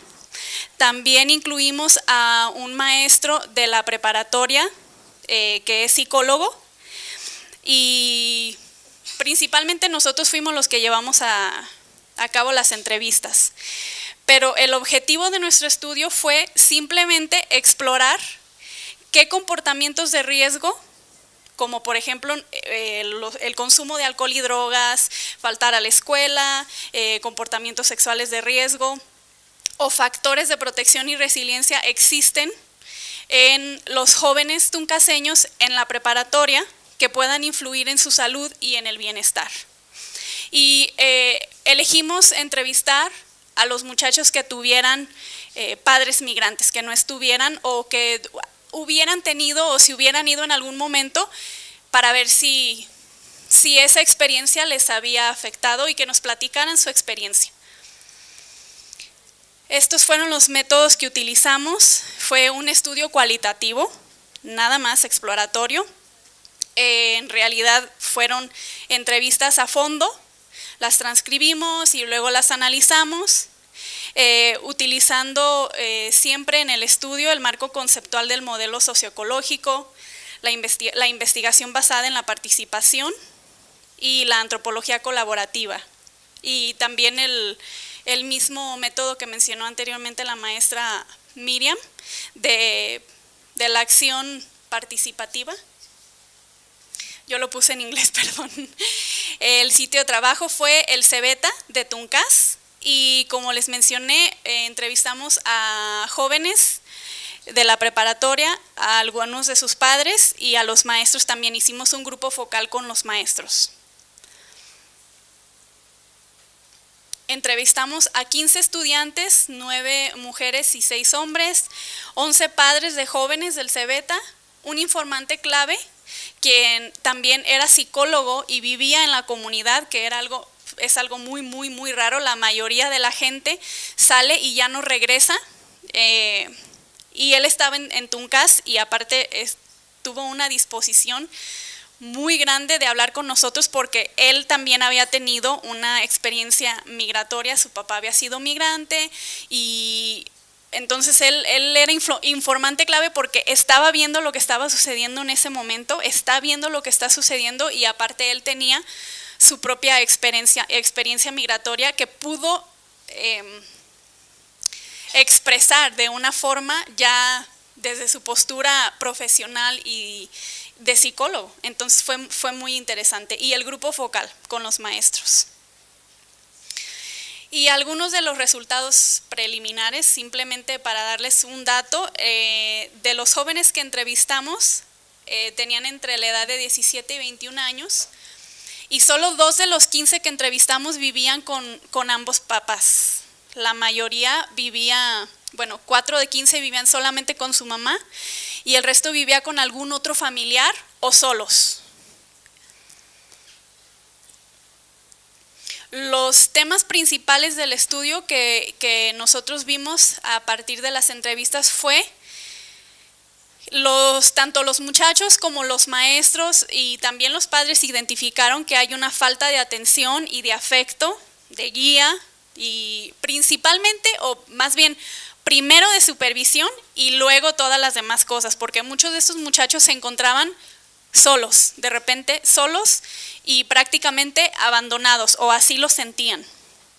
Entonces, los papás y los maestros y también algunos estudiantes identificaron cambios en su comportamiento cuando se va alguno de sus padres, su mamá o su papá. La mayoría expresaron este sentimiento de abandono y se sintieron traicionados porque muchas veces su mamá o su papá se iba y les decían que iban a regresar o les prometían, primero voy y me acomodo, trabajo un tiempo y luego regreso por ti. Y resultaba pues que no era cierto, pasaban semanas, pasaban meses y no regresaban. Entonces se sentían traicionados y rechazados, porque en algunos casos también cuando la migración ocurre a California o a Estados Unidos, la mayoría de las veces, como también lo estábamos viendo, no es tan fácil tramitar la visa o ir con papeles a Estados Unidos. Entonces la migración, por lo general, o más bien es común en Yucatán o en Tuncas, que la migración sea irregular. Entonces, ya que va el papá o la mamá a Estados Unidos sin papeles, pues prácticamente es para no regresar, a menos de que arreglen su situación migratoria o sean deportados o haya alguna situación muy excepcional. Entonces, la mayoría que se van a Estados Unidos tardan o años en regresar o simplemente ya no regresan. Y pues ellos en Estados Unidos tuvimos el caso de varios jóvenes quienes su papá ya se había ido y ya tenía otra familia, ya tenía otros hijos, entonces eso también pues era más, se exacerbaba ese sentido de pues me rechazó, me abandonó y aparte me rechazó y ya tiene su otra familia, ya tiene sus hijos, entonces yo ya no les importo. Y lo que encontramos que sí escuchamos muchísimo fue que los jóvenes toman para olvidarse de sus problemas. Es muy común, el acceso al alcohol es muy fácil y y prácticamente no hay nada que les prohíba a los jóvenes comprar alcohol, tomar, meterse en una cantina. Incluso hay uno que nos dijo que su papá era el que lo había metido a la cantina por primera vez a los 8 o 9 años y le compró su primer cerveza. Entonces también como que las normas culturales respecto al alcohol, también ahí hay otro, ese es pues es muy complejo, pero la mayoría de los jóvenes o muchos tomaban. Incluso nos llegaron a mencionar algo, a mí me impresionó, o más bien me sorprendió, que muchos de los muchachos que vimos ya en la prepa ya no querían hablar con nosotros, o más bien ya decían, pues para nosotros ya pasó la edad del peligro, o ya pasé por esa etapa en que yo tomé mucho y en que yo me sentía así. Eso fue en la secundaria para mí. Yo ya en la preparatoria ya me calmé, ya entendí, pues ya como que ya lo superé. Entonces ahí nos dimos cuenta de que tal vez el problema está incluso antes. Nos dijeron que la secundaria era en realidad donde había muchísimos más problemas. Y otra cosa muy interesante, el dinero de las remesas les facilitaban a los muchachos traer dinero y comprar alcohol y drogas, porque incluso ya en este tiempo ya nos estaban hablando no solamente de alcohol, sino de drogas, que ya estaban llegando, ya estaban las drogas en Tuncas, y los muchachos a los que les mandaban su dinero, los papás o las mamás de fuera, pues eran los que invitaban a los demás o eran los que tenían pues mayor acceso, entonces facilitaban el acceso al alcohol y las drogas. Algunas citas, algunas cosas que nos dijeron, por ejemplo, la mamá de un estudiante: dedicación y tiempo para hijos sería suficiente, comunicación es lo que no hay acá. Otra mamá nos dijo: todo el tiempo lo hemos hablado sobre el alcohol, las drogas, tampoco lo consumimos nosotros, no lo ven seguido para querer imitarlo. Y esta se me fue en inglés, perdón. A ver si me aparece en español después. En mi experiencia, una de las maestras nos dijo: en mi experiencia con los estudiantes, la falta de afecto de los padres les afecta mucho a los estudiantes. Eso nos dijeron mucho estudiantes, madres, padres y maestros, que la comunicación hacía falta hacia los estudiantes. Incluso los que estaban viviendo con ellos decían que pues en realidad no podían o no hablaban mucho con sus papás, o no tenían con quién platicar realmente de lo que sentían o cómo se sentían. Y en cuanto a la ausencia de los padres, una estudiante nos dijo: cuando se fue yo tenía 11 años, lo lloré, yo quería que se quedara acá, sentí que gran parte de mí se iba, sentí como si no tuviera papá, me sentía triste y enojada a la vez. Pensaba, ¿cómo es posible que teniendo familia no está conmigo? En los eventos más importantes de mi vida, pensaba que no era justo. Era como si tuviera a mi papá muerto. Eso sí me daba coraje y aparte tristeza. Un maestro nos dijo que los muchachos que se quedan solos se vuelven modelos para otros, porque tenían mucha libertad y en cuanto a su actitud, había algunos que pues se sentían adultos y pues no tienen quien los regañen, nadie los limita, y se volvían modelo para los otros muchachos. Otro señor nos dijo que los jóvenes se tiran al vicio porque se sienten traicionados, abandonados y solos. La soledad es mala compañera. Y una señora nos dijo que en realidad mis hijos de chiquitos sí querían tener a su papá cerca, pero ya cuando cumplieron 9 años ya empezaron a andar con sus amiguitos. Y yo con sus hermanos menores y con los quehaceres no podía salir por ellos. De ahí ellos empezaban a tener una cierta libertad mayor a la que deben de tener por su edad, pero porque yo era sola, no podía. Yo pienso que por eso, esos son los factores que mis hijos se puede decir, porque tengo 2 varones que ya fuman la marihuana. Y nosotros encontramos que hay una normalización del consumo de alcohol en menores en Tuncas. En realidad nos decían que en general la gente consume el alcohol y con los niños y desde niños, y que está muy libre la venta de alcohol y drogas. No hay nadie quien lo prohíba. Las autoridades nos dijeron muchas veces, si no nos hacen caso a nosotros, por lo menos que las autoridades lo prohibieran. Eso estaría formidable, nos dijo una mamá. Y se me fue otra en inglés, perdón. Dice que no está prohibido, pero sí hay muchos que no lo ven bien. Es fácil conseguir el alcohol, dijo ese estudiante. La gente lo adoptó como cultura, ya es normal, dijo otra mamá. Y otro maestro nos dijo, hay una normalización inconsciente, ya están acostumbrados a ver ese tipo de conductas de consumo. Otro maestro nos dijo, es un problema social, no solo de migración, que se ve afectado por otros factores, especialmente los emocionales.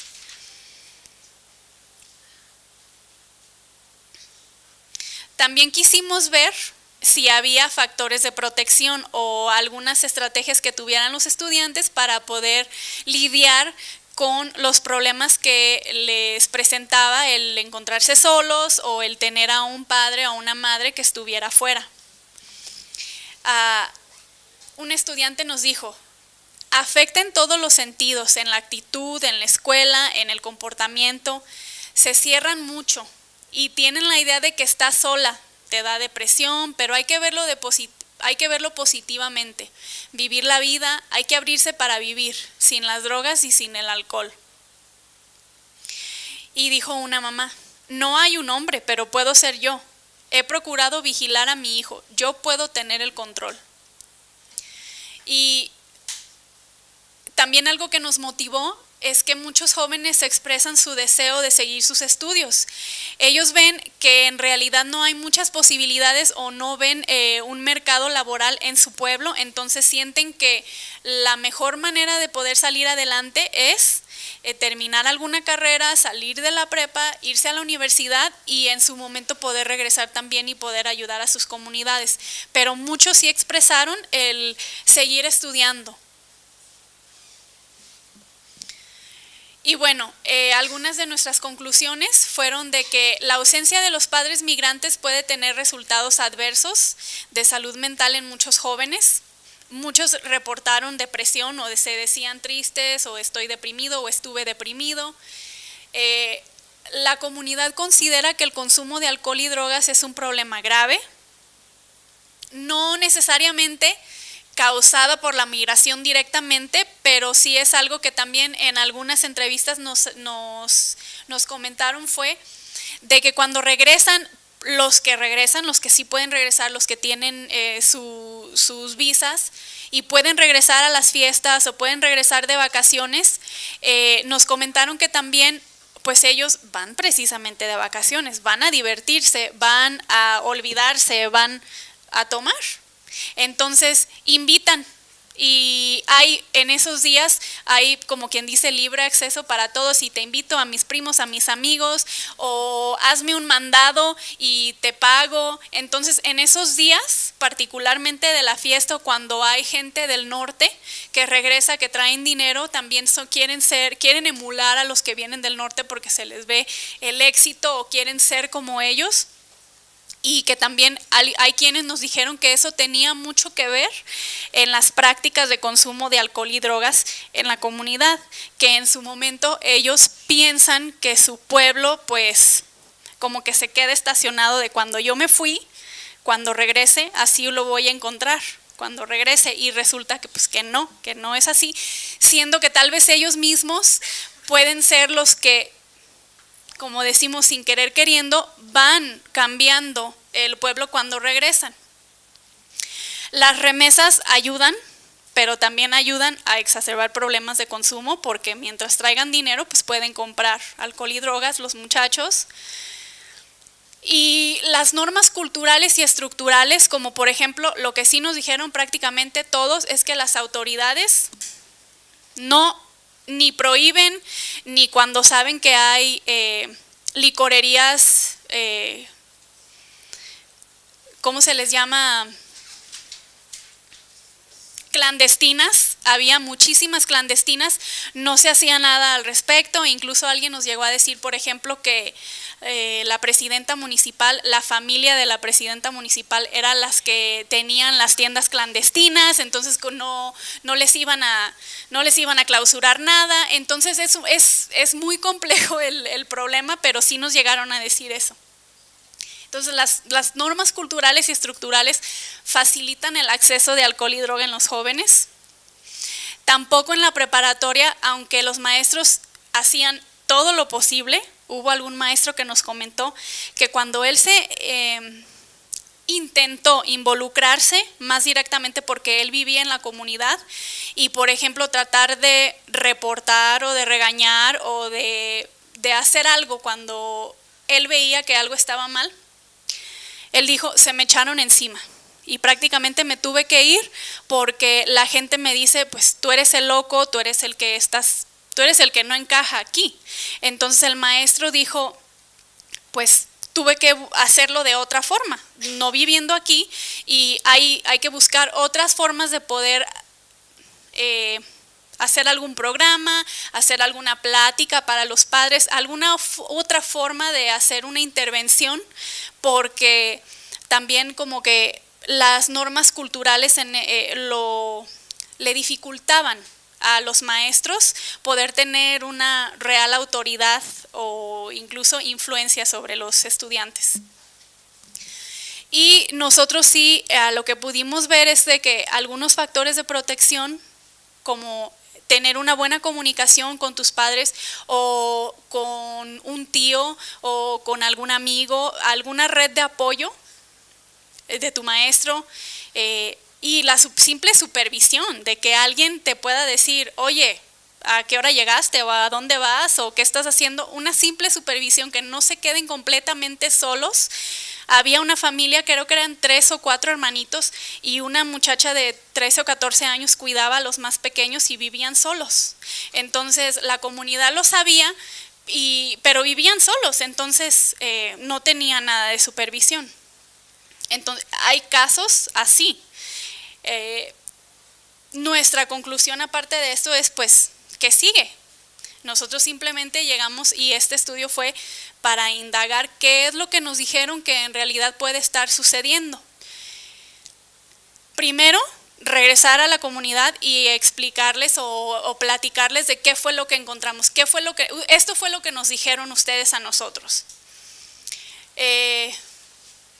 Pues en cuestión académica, publicar los datos que se tiene que hacer, pero lo más importante es llegar a poder dar recomendaciones en cuanto a posibles intervenciones para la comunidad, algún grupo de apoyo a jóvenes, a las familias, pláticas a los padres. Ahí sí es donde el equipo es de disciplinas múltiples, pero es donde tendríamos que incluir ya alguna terapia, psicología, algún apoyo más que no pudimos ni tenemos el acceso a dar nosotros, porque nosotros solamente hicimos el estudio exploratorio, pero en realidad hay mucho que poder hacer en cuanto a intervenciones en un lugar como Tuncas, que no se puede generalizar a todos los pueblos migratorios. Hay unos que tienen más experiencia y otros que tienen menos.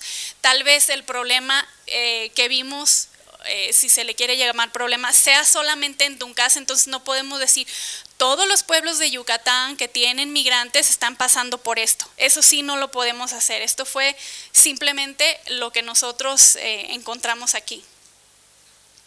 Este es el resumen de uno de los artículos que estamos buscando publicar.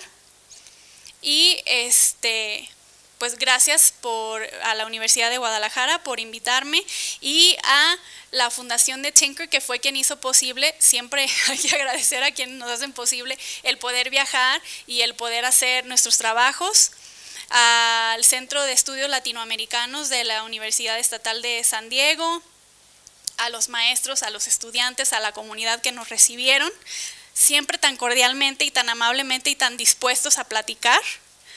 Y por supuesto a la doctora Mari Zúñiga, al doctor Pedro Lewin, y a Kayla, quien es la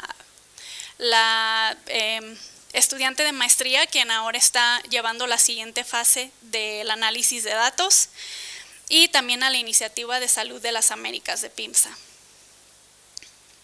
Y bueno, eso es todo por mi parte. Si tienen alguna pregunta.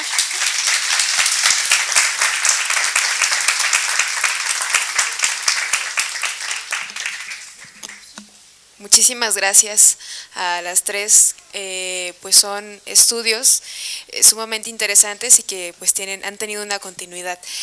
¿Alguien desea hacer alguna pregunta o comentario al respecto? ¿Alguien?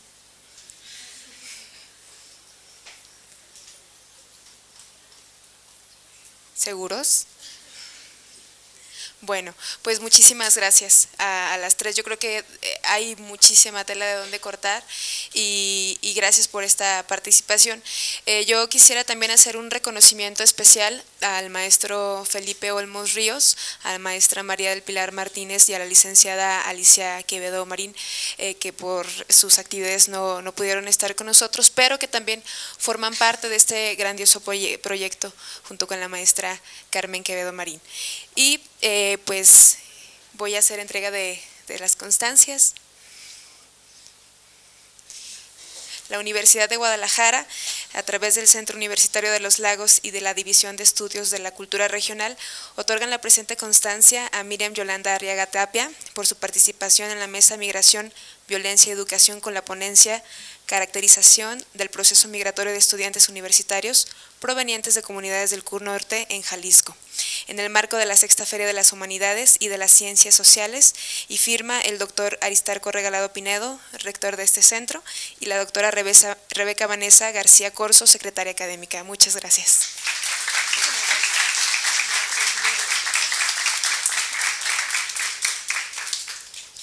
Y de igual manera,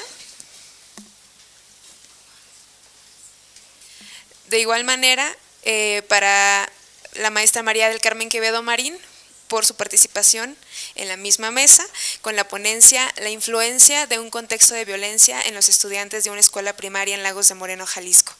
Muchas gracias.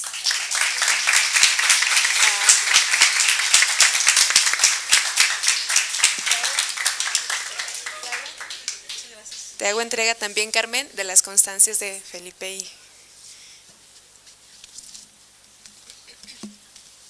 y de Isela Viridiana Martínez Flores, por impartir la ponencia Estudio exploratorio sobre riesgos a la salud y factores de protección en adolescentes, hijos de migrantes en una comunidad de Yucatán. Muchas gracias.